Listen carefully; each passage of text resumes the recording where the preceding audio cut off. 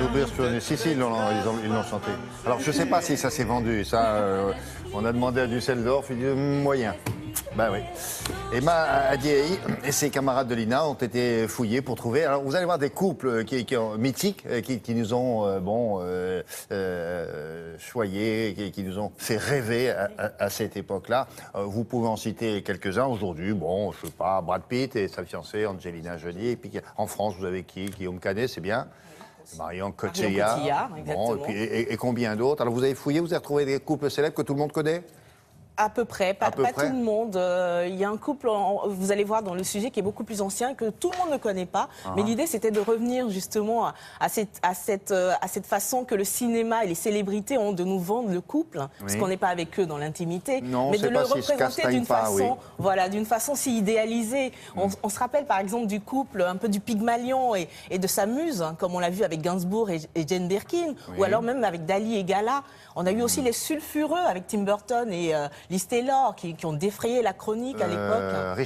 Richard, pardon. Oh là là, Tim Burton, c'est bien je savais que j'allais faire la confusion. Non, mais Tim Burton, et voilà, je l'ai faite, je suis désolée. Et on a eu aussi les idéalistes, rappelez-vous, de Berger et de Sanson. Donc. Et souvent, après, on enlève d'ailleurs les prénoms et on reste avec les noms de famille. Ça devient donc Brangelina, comme aujourd'hui, on peut le dire. Burton. Ah oui, Montand, non, là, c'est Montand et Signoret, exactement.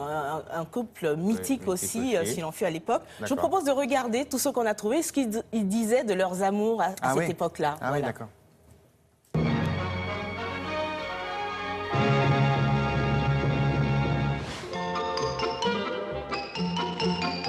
Si Dieu n'avait pas offert une compagne à Adam, nous ne serions pas là. Ni vous non plus. Premier exemple, le couple.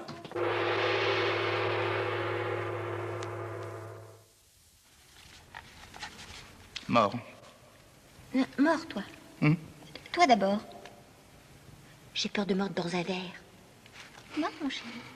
Je t'adore. Moi j'ai entendu dire que l'amour fait souffrir, que l'amour fait pleurer. À quoi ça sert d'aimer? L'amour, ça sert à quoi? À vous donner de la joie, avec des larmes aux yeux. C'est triste et merveilleux. Ainsi que Jean-Louis. Un couple réussi, qu'est-ce que c'est? C'est un couple qui n'a pas cessé de s'aimer.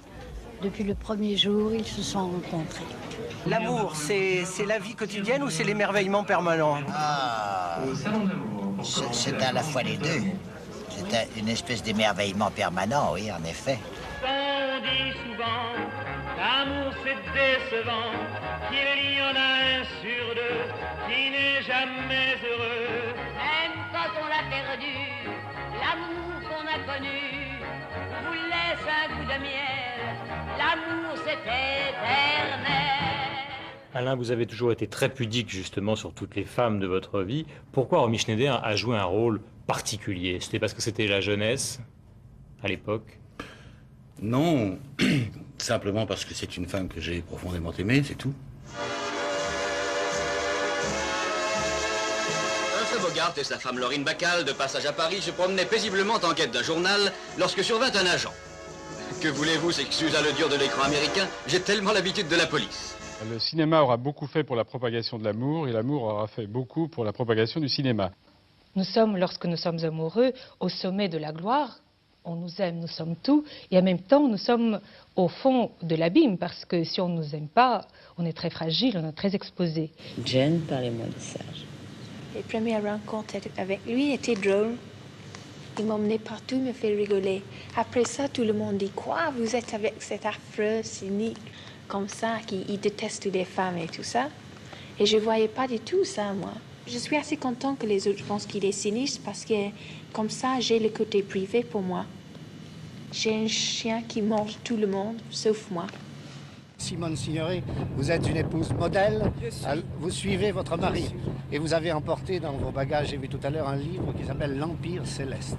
Oui, monsieur. Eh bien, je vous souhaite grande joie sur le ciel, dans le ciel et sur la terre. Merci, Montant. Merci, Simone Signoret. Ça sert à ça, l'amour.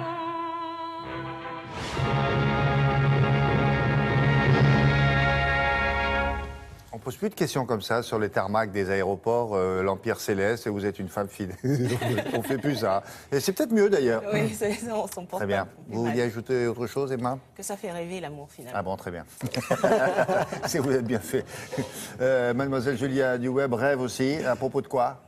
Non, moi je voulais vous parler d'un couple mythique depuis quelques jours, en tout cas depuis mercredi, sorti du film 50 nuances de Grey, parce que le couple dont on parle beaucoup sur Internet, qui fait énormément d'émules, eh ben, c'est Christian et Anna, les héros de cette saga. Et sur Internet, c'est vraiment de la folie.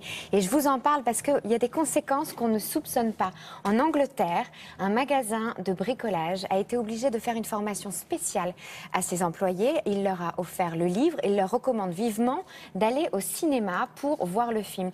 Pourquoi? Pour être capable de répondre aux demandes de leurs clients.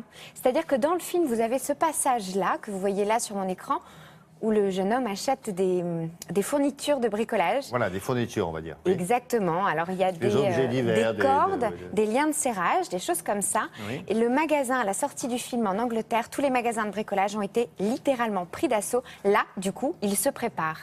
Et ça fait du coup un énorme buzz sur Internet, d'autant plus que les pompiers de Londres ont fait une campagne aussi spéciale qui s'appelle 50 nuances de rouge pour prévenir des dangers domestiques que ça pourrait provoquer. Ah oui, quand on ne sait pas se servir d'un lien. Exactement. Les liens, c'est là, c'est pas, ça, c'est pas bien du tout. Non, non, non. Et, alors le film, ça n'est pas exactement, d'après les spécialistes, ce que vous avez pu lire dans le livre. En tout cas, c'est pas un film de bricolage. Non, non, non, ça bricole. Ou alors ça bricole dur, hein, mais ça, c'est comme vous voulez. Merci beaucoup. On se quitte quelques petites secondes et on se retrouve juste après. Le matin, c'est tout.